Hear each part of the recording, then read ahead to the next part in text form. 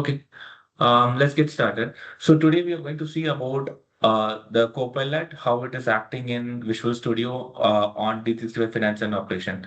Okay, let's jump into this Copilot one. Today we are going to see.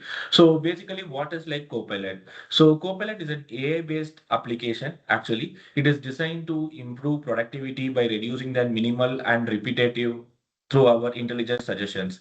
In modern ERP and development environments, right? Copilot supports usually like active of code generations, debugging, like documentation, analysis, and process documentations, which in terms like it helps the user to work in a faster way and in a more efficient way. Okay, basically it is like it won't replace a user's work or something else, but it acts as an intelligent system that enables the developers or the users to focus more on kind of like a problem solving and innovating and delivery instead of concentrating more on the code or something outcome like that. Okay, as an organization nowadays, we are closely moving towards an AI assistant delivery models, but Copilot is becoming an productivity nowadays to across the both the business and as well as a technical operation that is placing a major role over here.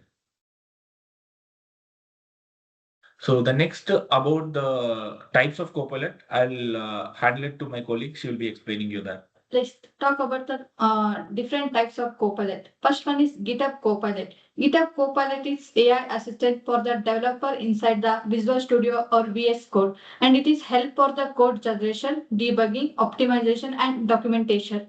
And next one is Microsoft 365 Copilot. This is assistant inside the Outlook, Teams, Words, and Excel and PowerPoint. It is helpful for the email generation, summarizing the team meeting, presentation, and analysis.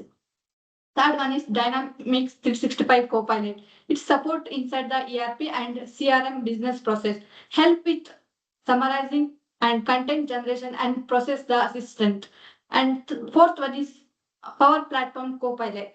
It's assistant in generating the apps workflows using the natural language. Fifth one is Security Copilot. It's help for the security team analysis, threats, and vulnerability. Sixth one is Copilot Studio. Copilot Studio is help for the building customer AI Copilot and AI agent. So I would like to take around here. So today's session is like we are going to mainly focus on the Copilot, GitHub Copilot actually. So we have different types of Copilot, but our focus will be on GitHub Copilot, how it will be useful for the developers and how it impacts the business impacts, and as well as like how we can improvise in this. That's what we are going to see.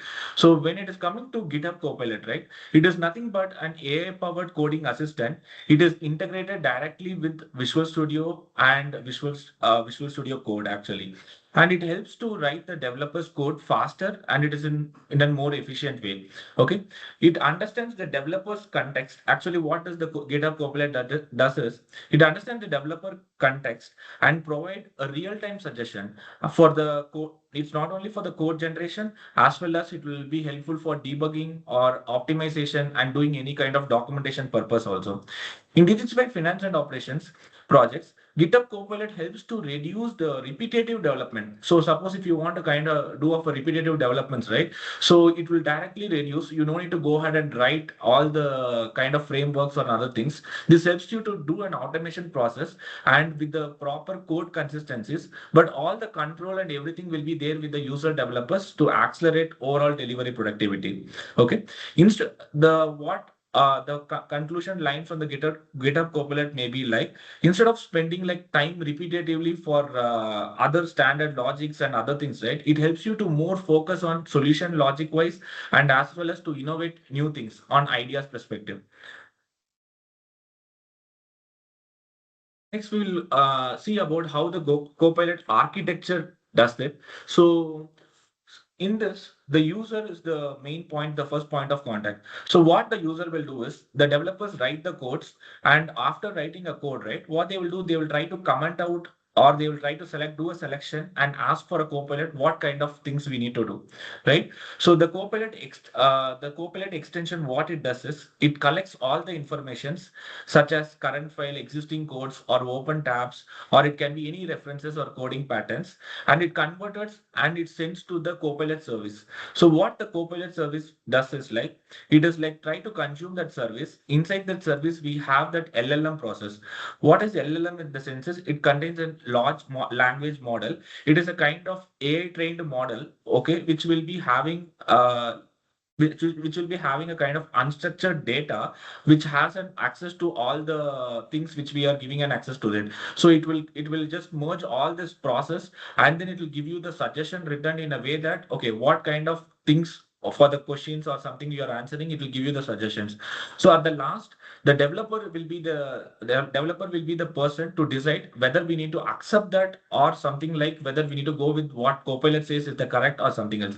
It's like we are giving everything to the Copilot to do all the process, but end of the day, like end of the time, we will be having and control with the developers to execute that. Without our permissions or something, it won't do. If you see this, everything will be running in a very secured way. The files, and then like whatever the transaction which has been giving, it will be stored in some like secured structured data, meaning to say the whatever the comment which you are providing, it won't process in the same way. LLM is like it will be splitting into multiple things, and it will be changed into some encrypted data, and then it will be processing by an LLM.